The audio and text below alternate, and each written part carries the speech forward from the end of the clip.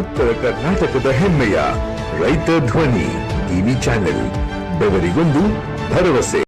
ಸಾವಿನಲ್ಲೂ ಜೊತೆಗಿರಲಿಲ್ಲ ಕುಟುಂಬ, ಅಂತಿಮ ಯಾತ್ರೆಯಲ್ಲಿ ಮಾನವೀಯತೆ ಮೆರೆದ ಯುವಕರು.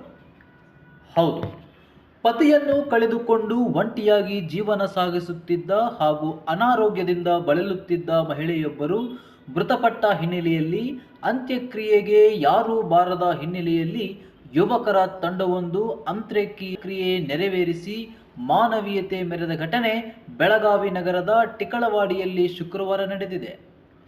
ಟಿಕಳವಾಡಿ ನಿವಾಸಿಯಾಗಿದ್ದ 70 ವಯಸ್ಸಿನ ಶಕುಂತಲಾ ರಾಮಚಂದ್ರ ಗಡಕರಿ ಅವರು ಕಳೆದ ಕೆಲವು ವರ್ಷಗಳಿಂದ ಒಂಟಿಯಾಗಿ ಜೀವನ ನಡೆಸುತ್ತಿದ್ದರು. ಇತ್ತೀಚೆಗೆ ತೀವ್ರ ಅನಾರೋಗ್ಯದಿಂದ ಬಳಲುತ್ತಿದ್ದ ಅವರು ಚಿಕಿತ್ಸೆ ಫಲಕಾರಿಯಾಗದೆ ಶುಕ್ರವಾರ ಕೊನೆಯುಸಿರೆಳೆದಿದ್ದಾರೆ.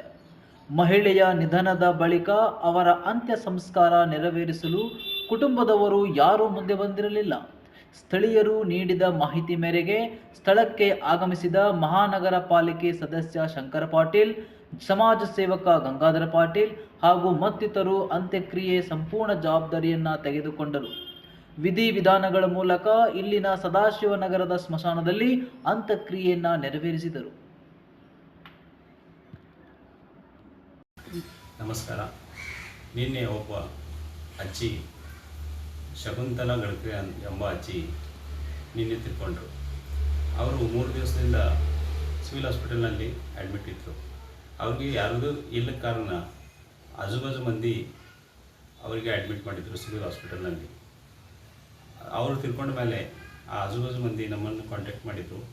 ಅವ್ರಿಗೆ ಯಾರೂ ಇಲ್ಲ ಮತ್ತು ಲಿಂಗಾಯತ ಪದ್ಧತಿಯಿಂದ ಅವ್ರದ್ದು ಅಂತ್ಯಕ್ರಿಯೆಯನ್ನು ಮಾಡಬೇಕು ಮತ್ತು ಹೀಗೆ ನಮ್ಮನ್ನು ಫೋನ್ ಮಾಡಿದರು.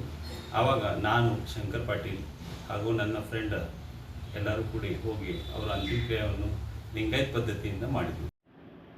ಒಟ್ಟಾರೆಯಾಗಿ ಸಂಕಷ್ಟದ ಸಮಯದಲ್ಲಿ ಮಾನವೀಯತೆ ಮೆರೆದ ಶಂಕರ್ ಪಾಟೀಲ್, ಗಂಗಾಧರ್ ಪಾಟೀಲ್ ಮತ್ತು ಅವರ ತಂಡದ ಕಾರ್ಯಕ್ಕೆ ಸಾರ್ವಜನಿಕರಿಂದ ಭರ್ಪೂರ ವ್ಯಾಪಕ ಮೆಚ್ಚುಗೆ ವ್ಯಕ್ತವಾಗ್ತಿದೆ. ಹೀಗೆ ಅನೇಕ ಅನಾಥ ಶವಗಳಿಗೆ ಇವರು ಅಂತ್ಯಕ್ರಿಯೆ ನೆರವೇರಿಸಿದ್ದು, ಹಲವು ಸಾಮಾಜಿಕ ಸೇವೆಗಳಲ್ಲಿ ತೊಡಗಿದ್ದಾರೆ.